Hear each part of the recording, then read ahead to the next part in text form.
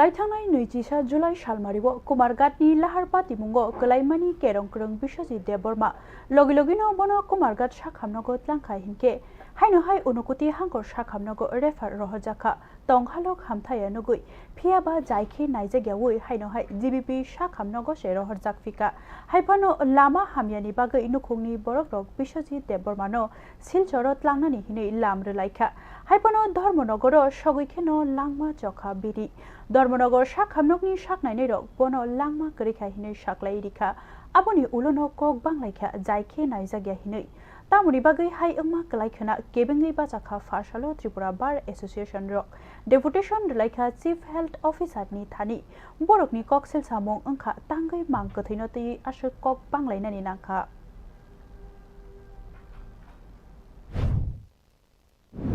গত 21শে জুলাই আমাদের একজন অ্যাডভোকেট যিনি কৈলাসহরে প্র্যাকটিস করেন নাম হলো বিশ্বজিৎ দেববর্মা।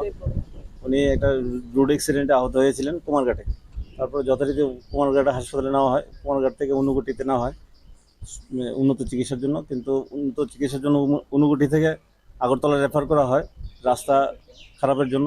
তারা আসেনি, রাস্তা দুরবস্থার জন্য না এসে ওরা শিলচরে রওনা দেয়। শিলচর যাওয়ার পথে ধর্মনগর কাছাকাছি যাওয়ার পরে ওর পালস বিট হারিয়ে যায়। তখন তাড়াতাড়ি ডাক্তার ধর্মনগরে চলে যায়। ধর্মনগরে যাওয়ার পরে ডাক্তার মৃত বলে ঘোষণা করে। কিন্তু পরবর্তী সময়ে এই যে মৃতদেহ যে অবহেলা, সেই অবহেলার